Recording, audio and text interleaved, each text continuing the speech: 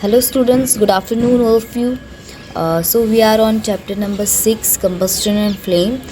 In our last video lecture we have discussed about the combustion, what is the combustion process and why flame occurs. Or in combustion process, all the combustion process is not necessary that the flame occur. ठीक है, तो combustible होते हैं but flame आना candle की तरह, जब candle को हम combustion process के अंदर में डालते हैं तो उसका कम्बस्टिबल होता है. ठीक है, कैंडल इज़ कम्बस्टिबल बट वो फ्लेम देती है, बट कॉक और charcoal is not getting the flame. ठीक है, आप कोल को मतलब उसको बर्न करते हैं तो it can be combustible but it not give the flame. ठीक है, तो यहाँ पे अपने एक्टिविटी 6.1 अपने घर पे ट्राई किया होगा, hope. So in this activity there are some materials which are combustible and some of there are non combustible also. ठीक है, तो इसकी लिस्ट आपको बनानी थी. ठीक है, आज जो है वो हम एक्टिविटी 6.2 से स्टार्ट करेंगे. So in this activity we have to fix the lighted candle. ठीक है, हम जली हुई कैंडल आपको फिक्स करनी है किसी टेबल पे. ठीक है, put a glass chimney over the candle. ठीक है, और ग्लास चिमनी रखनी. ठीक है, या फिर आपके पास ग्लास चिमनी नहीं है तो आप जो ग्लास होता है, कांच का ग्लास होता है, उसको आप जो है वो उल्टा करके इस कैंडल के ऊपर रख सकते हो. ठीक है, and rest it on a few wooden blocks in such a way that air can enter the chimney. ठीक है, तो आपको यहाँ पे 2 वुडन पैर रखनी है, उसके ऊपर ग्लास को रखना है, तो यहाँ पे थोड़ा जगह हो जाएगा. तो इस स्पेस की वजह से क्या होगा, एयर जो है वो चिमनी के अंदर जाती रहेगी. ठीक है, तो यहाँ पे एयर जा रही है, अभी हमें एयर को पास होने देना है. Now observe what happens to the flame. आपको ऑब्जर्व करना है कि फ्लेम के साथ क्या हो रहा है. Now remove the blocks. अभी जो वुडन ब्लॉक्स है आप उसको रिमूव कर दीजिए और ग्लास को, बिल्कुल भी स्पेस नहीं रहना चाहिए. ठीक है, टेबल के ऊपर, जिससे क्या है एयर बिल्कुल भी जो है वो ग्लास चिमनी में पास नहीं होनी चाहिए, या फिर ग्लास की कांच का जो ग्लास होता है उसमें ग्लास पास नहीं होनी चाहिए. Now again observe the flame. फिर वापस आप फ्लेम को ऑब्जर्व करो, क्या ऑब्जर्व करते हो. Finally put a glass plate over the chimney. ठीक है, फिर अच्छा चिमनी जो है वो पूरा ऊपर से भी खाली होता है. ठीक है, सो आपको कांच का मटेरियल ऐसा यूज़ करना है जो ऊपर से भी जो है वो ओपन हो. ठीक है, तो यहाँ से ऊपर से भी क्या कर रहे हो आप, उसको ग्लास चिमनी को किसी वुडन प्लेट से या फिर ग्लास प्लेट से उसको क्या किया गया है, लीड कर दिया गया है. ठीक है, so over the chimney what the flame again. फिर फ्लेम का क्या होता है, ठीक है, वो आपको ऑब्जर्व करना है. And what happens in the 3 cases. तीनों केसेस में आपको नोट डाउन करना है ऑब्जर्व करके कि क्या हो रहा है. Does the flame flicker off. क्या ये जो फ्लेम का फ्लिकर यानी कि जो ग्लीम आता है ना, जिसको ग्लोइंग बोलते हैं. ठीक है, यानी कि जो लाइट ग्लो करता है कैंडल का, उसको फ्लिकर बोला जाता है. ठीक है, सो फ्लेम का जो फ्लिकर है वो ऑफ हो गया है. Does it flicker and give smoke. क्या वो फ्लिक करती है या स्मोक दे रही है, सब आपको नोट डाउन करना है. Does it burn unaffected.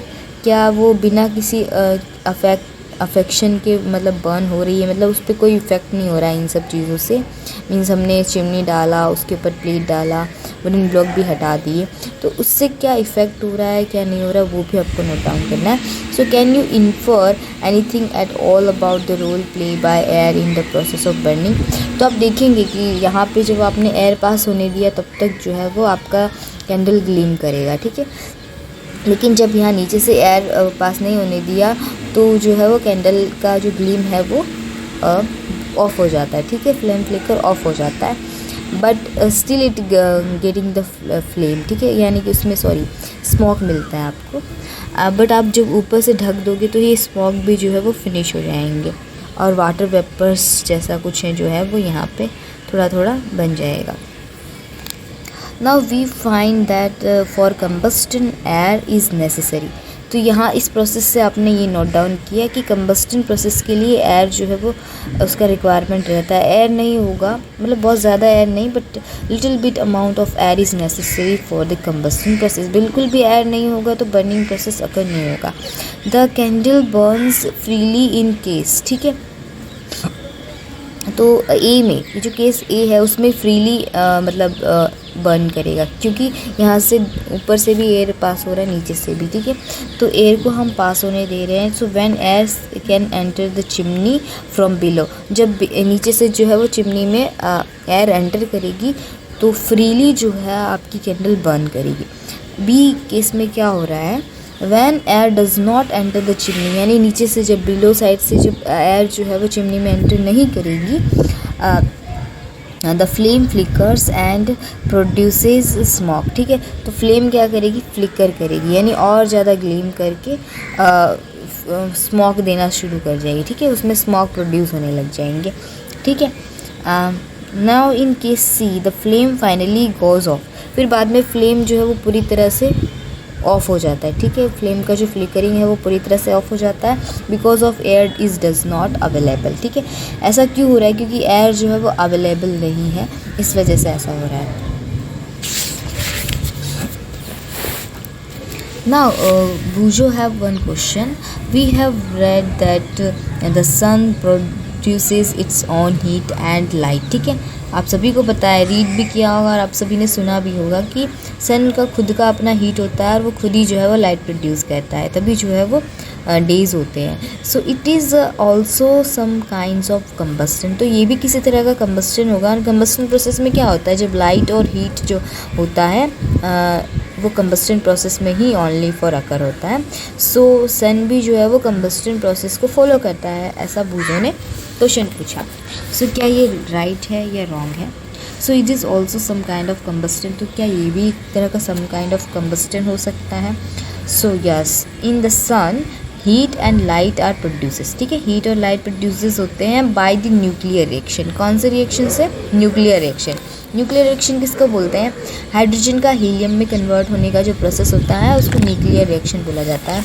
तो हाइड्रोजन जो मतलब आप सभी को पता है कि जो सन है वो हाइड्रोजनियस स्टार है, उसमें जो हाइड्रोजन्स होते हैं वो हीलियम्स में कन्वर्ट होते रहते हैं, ठीक है। So you will learn about this process in higher classes, ठीक है। तब जब हायर क्लासेस में लाइक 11th 12th और 10th में जो है वो आप जब हायर स्टैंडर्ड में जाओगे तो आपको न्यूक्लियर रिएक्शंस के बारे में डिटेल में स्टडी करने को मिलेगा, किस तरह से न्यूक्लियर रिएक्शन की वजह से कंबस्टन प्रोसेस होता है इन दी सन, okay. Now activity 6.3, in activity 6.3 we have to place a piece of burning wood, ठीक है। आपको जलती हुई वुड या फिर चारकोल को, ठीक है, दोनों में से कोई एक ले सकते हो आप, ऑन एन आयरन प्लेट और तवा, ठीक है। आयरन प्लेट तो जल्दी से अवेलेबल नहीं होगा, but Tawa will be available at your home. तो आप जो है वो चारकोल भी not available, but would stick तो अवेलेबल होगा। तो आप वुड स्टिक को क्या करो, बर्न करो और उसको जो है वो तवे के ऊपर रख दीजिए। Then cover it with a glass jar और अ टम्बलर, ठीक है। बाद में उसको क्या करो आप ग्लास जार के और या फिर टम्बलर के, आपके घर पे कांच का ग्लास होगा उससे आप क्या करो, या फिर किसी ट्रांसपेरेंट प्लास्टिक जार से भी जो है आप उसको कवर कर सकते हो, ठीक है। तो आपको जस्ट ट्रांसपेरेंट, क्या कि ट्रांसपेरेंट मटेरियल इसलिए यूज़ करें that you will observe it carefully कि प्रोसेस क्या हो रही है एक्चुअली, ठीक है। सो ऑब्जर्व व्हाट हैपन्स, फिर आपको ऑब्जर्व करना है उसको, मतलब कवर करने के बाद प्लास्टिक जार या टम्बलर से कवर करने के बाद उस वुड स्टिक को आपको क्या करना है, ऑब्जर्व करना है। डज चारकोल स्टॉप, या फिर चारकोल की जगह आपने वुड स्टिक लिया है तो क्या stop burning after the some time, ठीक है। तो यहाँ पे भी ऐसा ही होगा। So can you think of reason why it stops burning, हाँ वो स्टॉप तो कर गई होगी बर्ना, क्योंकि आप सभी को पता है कि कंबस्टन प्रोसेस में एयर का रिक्वायरमेंट रहता है, तो आप उसको पूरी तरह से कवर कर दोगे तो एयर पास नहीं होगा, सो इट विल बर्निंग और स्टॉप बर्निंग ऑफ, ठीक है। You might have heard that when the clothes of a person catch fire, the person is covered with a blanket to extinguish fire. So can you guess why, ठीक है। आप सभी ने देखा होगा, even movies वगैरह में तो आपने देखा ही होगा कि जब किसी मतलब किसी के घर में जो है वो फायर अगर होता है और पर्सन जो है वो फायर को कैच कर लेता है, तो बाकी के जो लोग होते हैं या तो कुछ नहीं मिलता तो वो ब्लैंकेट को से उसको कवर कर देते हैं, ठीक है। तो ब्लैंकेट जो है वो फायर को एक्सटिंग्विश करने में हेल्प करता है, तो ऐसा क्यों होता है। So can you guess why. So now recall some of your experiences, ठीक है। आपको सारे एक्सपीरियंस रिकॉल करने हैं, ठीक है। So does a matchstick burn by itself, how does it burn, ठीक है. So you must have had an experience of burning a piece of paper. Does it burn when a burning matchstick is brought near it, ठीक है. तो आपको एक piece of paper लेना है और उस पर बर्निंग मैचस्टिक लाना है. तो क्या पेपर बर्न करेगा? Does it burn when burning matchstick is brought near. So इस तरह की प्रोसेसेस आपको इसलिए करनी है क्योंकि आप कंबस्शन प्रोसेस को स्टडी कर रहे हो. So you have to do all this thing, ठीक है. बट आपको ये प्रोसेस नहीं करना है घर पे, ठीक है. आपको जस्ट ऑब्जर्व करना है कि किस तरह से जो है वो ब्लैंकेट जो है वो एक्सटिंग्विश करने में हेल्प करता है फायर को. Now can you burn a piece of wood by burning a lighted matchstick near it, ठीक है. तो क्या आप पेपर को तो आपने मतलब जल्दी से बर्न कर लिया, बट वुड को आप क्या नियर लाओगे लाइटेड मैचस्टिक के, तो क्या वो बर्न होगी? Why do you have to use paper और kerosene oil to start fire in wood और कोल, ठीक है. तो वुड और कोल जो है वो इजीली बर्न नहीं होते, ठीक है. और सिर्फ मैचस्टिक से वो बर्न नहीं होते, उसको ज़्यादा फायर का रिक्वायरमेंट रहता है. इसलिए पेपर और केरोसिन ऑयल का हम यूज़ करते हैं क्योंकि ये इजीली बर्न हो जाते हैं, ठीक है, ड्यू टू द मैचस्टिक, ठीक है. मैचस्टिक के जैसे ही पास लाओगे तो पेपर और केरोसिन ऑयल जल्दी से जो है वो बर्न हो जाते हैं. They get suddenly catch the fire, ठीक है. इसी वजह से हम जो है वो अगर हमें चूल्हे पे खाना बनाना रहता है तो we can use the kerosene oil और पेपर्स, ठीक है. तो वो क्या करते हैं, फायर को ज़्यादा जल्दी से कैच कर लेते हैं. इस वजह से वुड और कोल को अगर हमें फायर स्टार्ट करना है उनके अंदर तो हम पेपर और केरोसिन ऑयल का यूज़ करते हैं. So have you heard of forest fire. तो फॉरेस्ट में भी फायर होते हैं, तो उसके बारे में क्या आपने सुना है? सो यहाँ पे फॉरेस्ट फायर का एक सीन गिवन है. So during extreme heat of summer में जब एक्सट्रीम हीट होता है, at some places dry grass catches fire. तो फॉरेस्ट में काफ़ी सारी ड्राई ग्रासेस होती हैं जो कि फायर को कैच करती है, या फिर कुछ पेड़ों के पत्ते जो होते हैं वो डेड लीव्स होते हैं, मतलब सूख जाती हैं, तो वो भी जो है एक दूसरे के साथ कोलाइड होती हैं, तो जो है वो फायर को कैच कर लेती है. And it spreads to trees, और फिर वो बाकी के सारे ट्रीज़ में फैल जाती है. And very soon the whole forest is on fire. फिर बहुत जल्दी ही जो है वो फायर पकड़ लेता है पूरे फॉरेस्ट में. So it is very difficult to control such fires. तो फॉरेस्ट का जो फायर होता है उसको कंट्रोल करना बहुत डिफ़िकल्ट हो जाता है, ठीक है. क्योंकि उसमें वो क्योंकि सारे ट्रीज़ होते हैं तो वुडन मटेरियल्स होते हैं सबको सब, तो वो जल्दी से जो है वो फायर कैच कर लेते हैं फटाफट करके. तो इस तरह की फ़ायर को जो है वो कंट्रोल करना थोड़ा डिफ़िकल्ट हो जाता है, but it is not possible. We can control it, but very difficult to control this kind of fire, ठीक है. Now does these experiences tell you that different substances catch fire at different temperatures, ठीक है. तो आपने ये भी experience किया होगा कि अलग अलग टेम्परेचर पे जो है वो अलग अलग सब्सटेंस फायर को कैच करते हैं. ज़रूरी नहीं है कि सारे सब्सटेंस एक ही टेम्परेचर पे फायर को कैच करे. The lowest temperature at which a substance catch fire. तो अब उसमें भी जो लोएस्ट टेम्परेचर होता है जिस पे कोई सब्सटेंस फायर को कैच करता है, उस लोएस्ट टेम्परेचर को क्या बोला जाता है? इग्निशन टेम्परेचर बोला जाता है. कि इग्निशन टेम्परेचर क्यों बोलता है? इग्नाइट यानी कि उस टेम्परेचर पे वो गर्म हो जाता है, ठीक है. सो उस टेम्परेचर पे जैसे ही वो गर्म हो जाता है, हीट हो जाता है, then it will catch the fire. इसीलिए उस लोएस्ट टेम्परेचर को इग्निशन टेम्परेचर कहा जाता है. So can you tell now why a matchstick does not catch fire on its own at room temperature.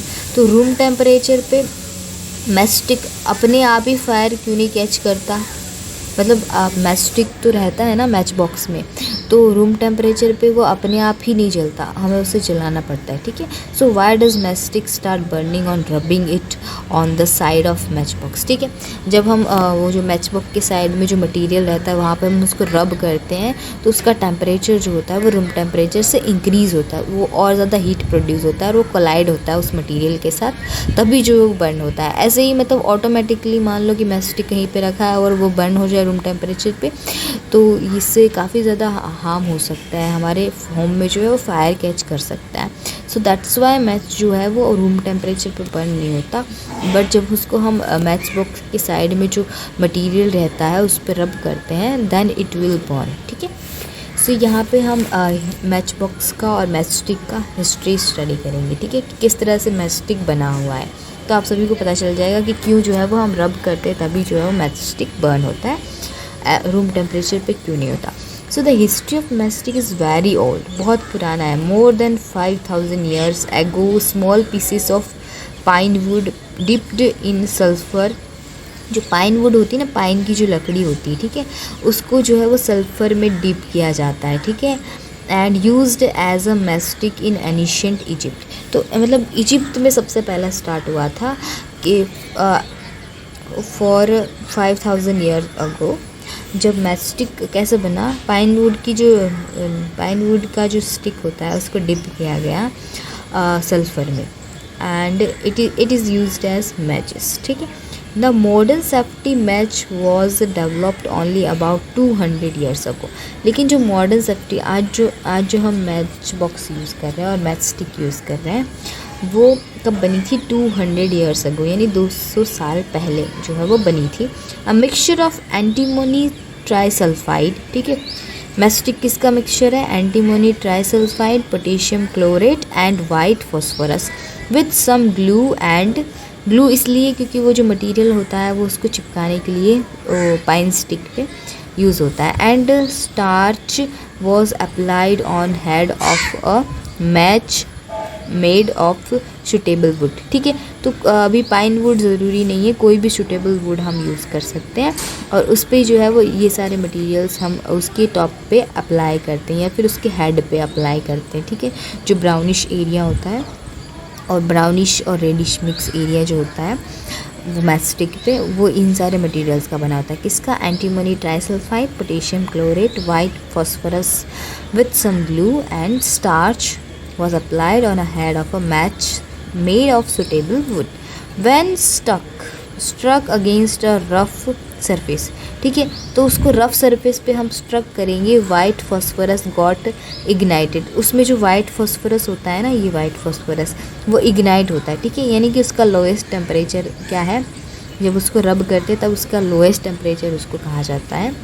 तो that white phosphorus got ignited due to the heat of friction, ठीक है। तो friction की वजह से हीट प्रोड्यूस हुआ, उस heat की वजह से वो इग्नाइट हो रहा है। This started the combustion of the match, ठीक है। तो इसकी वजह से मैच में कंबस्टन स्टार्ट हो जाएगा। And however white phosphorus proved to be dangerous both for the workers involved in the manufacturing of matches और for the users, ठीक है। तो ये काफ़ी डेंजरस काम हो जाता है वर्कर्स के लिए, क्योंकि जो है वो थोड़ा सा फ्रिक्शन हो गया तो जो है वो फायर कैच कर लेगा। तो वहाँ पे जब मैच का मैन्युफैक्चरिंग होता है तो वहाँ के और यूज़र्स वगैरह होते हैं तो उनको केयरफुली जो है वो मैचेस को यूज़ करना चाहिए। This days the head of the safety match contains only antimony trisulphide and potassium chlorate. लेकिन अभी जो मैथ्स हम यूज़ कर रहे हैं उसमें सिर्फ ट्राइसल्फाइड है, antimony trisulphide and potassium chlorate, white phosphorus नहीं यूज़ किया था, क्योंकि वाइट फॉस्फोरस क्या है, वो थोड़े से फ्रिक्शन में जो है वो हीट को कैच कर लेता है, इसलिए वाइट फॉस्फोरस को एक्सक्लूड कर दिया है मैचेस में से। ओनली फॉर एंटीमोनी ट्राइसल्फाइड और पोटेशियम क्लोरेट ही हम यूज़ कर रहे हैं मैचेस को बनाने के लिए। The rubbing surface has powdered glass and a little red phosphorus. अब जो रबिंग सरफेस बनाया जाता है ना मैच के साइड, दोनों साइड पे, वो किसका बना होता है, वो पाउडर्ड ग्लास का बना होता है, ठीक है। ग्लास जो है वो पाउडर्ड फॉर्म में होता है and a little red phosphorus, उसमें रेड फॉस्फोरस यूज़ किया जाता है, नॉट अ वाइट फॉस्फोरस, ठीक है। So which is much less dangerous. तो वाइट फॉस्फोरस के कंपैरिजन में रेड फॉस्फोरस जो होता है वो लेस डेंजरस होता है, इसलिए उसको यूज़ करते हैं और जो साइड की जो रबिंग सरफेस होती है उसके लिए। When the match is struck against the rubbing surface, जब रबिंग सरफेस पे मैच स्ट्रक होगी, some red phosphorus gets converted into white phosphorus. तो रेड फॉस्फोरस रबिंग की वजह से वाइट फॉस्फोरस में कन्वर्ट हो जाता है और फिर जो है वो हमारी मैच बर्न करने लग जाती है। This immediately reacts with potassium chlorate. अब ये जो वाइट फॉस्फोरस है, रेड फॉस्फोरस रबिंग की वजह से वाइट फॉस्फोरस में कन्वर्ट हुआ, ये वाइट फॉस्फोरस पोटेशियम क्लोरेट के साथ रिएक्शन करेगा। इस रिएक्शन की वजह से मैच स्टिक का जो हेड है प्रोड्यूस करेगा enough heat to ignite antimony trisulphide. उसकी वजह से एंटीमनी ट्राइसल्फाइड इग्नाइट होने में हेल्प होती है, ठीक है। एंड स्टार्ट द कंबस्टन, और फिर जो है वो कंबस्टन स्टार्ट हो जाता है, ठीक है।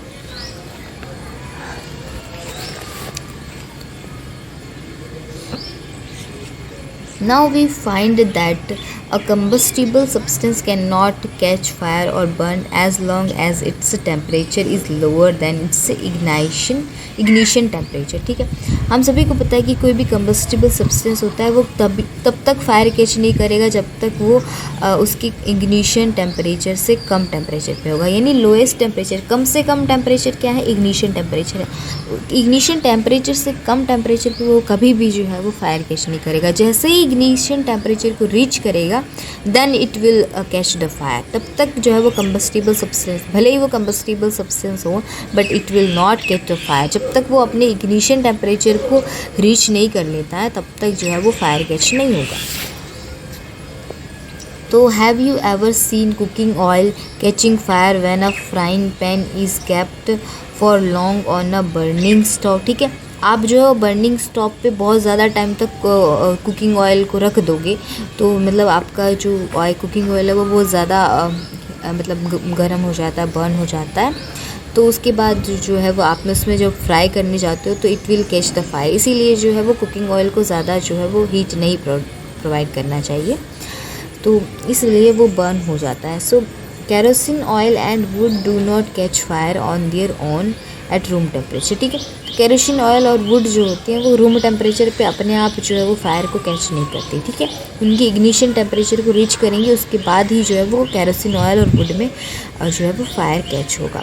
But if kerosene oil is heated a little, मान लो जरा सा उसको हीट कर दिया जाए केरोसिन ऑयल को, इट विल कैच फायर, ठीक है। तो केरोसिन ऑयल बहुत ही सेंसिटिव होता है फायर के केस में, थोड़ा सा भी उसको हीट दिया जाए it will catch fire. But if would is heated a little, लेकिन वुड को ज़रा सा हीट दो तो it would still not catch fire, तब भी जो है वो फायर कैच नहीं करेगा। उसको उसके इग्निशन टेम्परेचर तक आपको हीट देना है। Does it mean that ignition temperature of kerosene oil is lower then that of would, ठीक है। तो ऐसा बोला जा सकता है कि हाँ मतलब बहुत कम टेम्परेचर पे, बहुत कम हीट पे जो है वो केरोसिन फायर को कैच कर लेता है। तो इसी वजह से केरोसिन ऑयल का जो इग्निशन टेम्परेचर है it is lower than the ignition temperature of the wood, ठीक है। So does it mean that we need to take special care in storing kerosene oil. तो इसका मतलब ये हुआ कि केरोसिन को स्टोर करने में हमें स्पेशल केयरिंग का रिक्वायरमेंट रहता है कि मान लो थोड़ा सा भी हीट प्रोड्यूस हुआ और केरोसिन ऑयल जो है वो बर्न हो जाएगा, फायर को कैच कर लेगा। और वुड से हमें उतना जो है वो वुड इतना डेंजरस नहीं होता है क्योंकि उसको बहुत ज़्यादा फायर का रिक्वायरमेंट रहता है, बहुत ज़्यादा हीट का रिक्वायरमेंट रहता है फायर को कैच करने के लिए। The following activity shows that it is essential for a substance to reach ignition temperature to burn, ठीक है। तो ये एक्टिविटी जो 6.4 है इसमें हम इग्निशन टेम्परेचर को रीच करने का प्रोसेस क्यों रिक्वायरमेंट रहता है, क्यों ये प्रोसेस जो है वो एसेंशियल है किसी सब्सटेंस के लिए।